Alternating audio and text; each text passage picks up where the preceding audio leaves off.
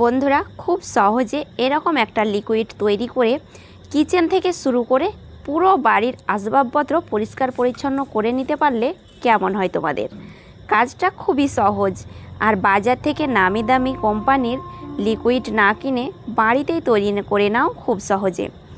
আর কিচেনের বিভিন্ন ধরনের আসবাবগুলো আমাদের প্রতিদিনই পরিষ্কার করতে হয় একবার করে।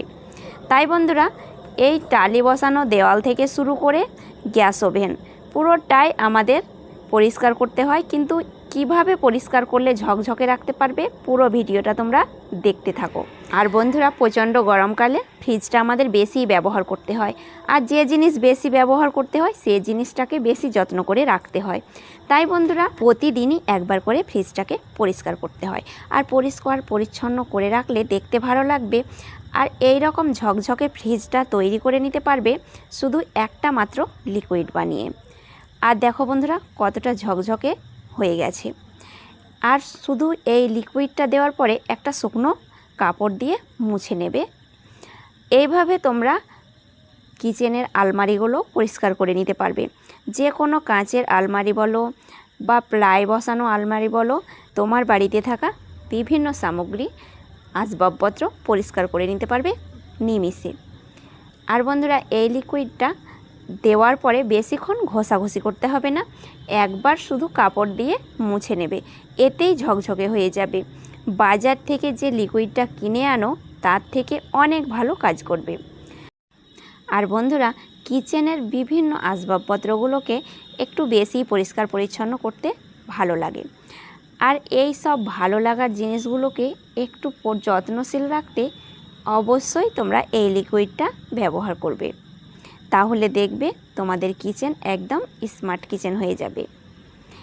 আর বন্ধুরা, যে কাঠের ফার্নিচারগুলো আছে, জানালা বলো দরজা বলো, এগুলো আমরা একদিন বাদে একদিন পরিষ্কার করে থাকি, কিন্তু অবশ্যই এই লিকুইড দিয়ে পরিষ্কার করলে একদম নতুনের মতো হয়ে যাবে। সমস্ত ফার্নিচার তোমরা পরিষ্কার করে নিতে পারবে এই লিকুইডটা দিয়ে। আর বন্ধুরা, এটা দিয়ে ঘষাঘষি করতে হবে না, বিভিন্ন আসবাবপত্রগুলো পরিষ্কার করে নিতে পারবে নিমিষে। এই ভিডিওটা তোমাদের সবার কাজে লাগবে। এই লিকুইডটা কিভাবে বানাচ্ছি অবশ্যই তোমরা দেখতে থাকো।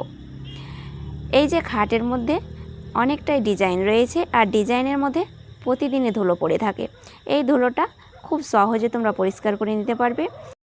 আর খুব অল্প পরিমাণে লিকুইডটা ছড়িয়ে দেওয়ার পরে শুকনো কাপড়ে মুছে নিলেই একদম জমে থাকা ধুলো ময়লাগুলো বার হয়ে আসবে। আর তোমাদের একদম খাটটা পরিষ্কার হয়ে যাবে। কাঠের যে যাবতীয় ফার্নিচারগুলো সব তোমরা নতুনের মতো করে নিতে পারবে। আর এই কাঠের ফার্নিচারগুলো প্রতিদিন একটু করে পরিষ্কার করে রাখলে মনে হয় বাজার থেকে এখনই কিনে নিয়ে এসেছো। একটু যত্ন করে সব জিনিস রাখলে দেখতে ভালো লাগে বন্ধুরা, আর অনেক দিন টেকসই হয়। বাচ্চাদের খেলনা থেকে শুরু করে তোমরা যে কোনো টালিও পরিষ্কার করে নিতে পারবে।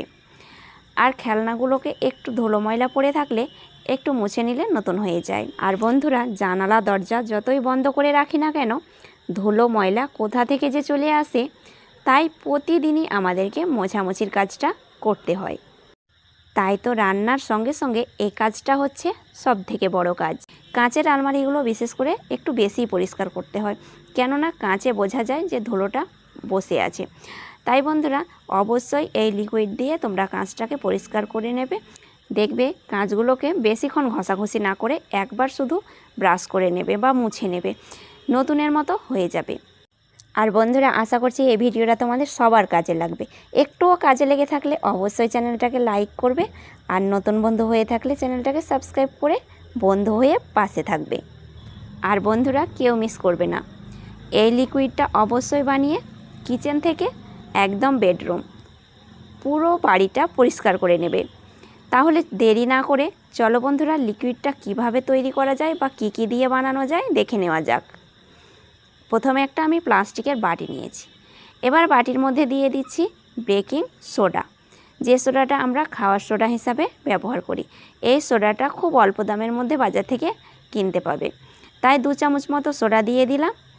এবার দিয়ে দিচ্ছি ভিম লিকুইড।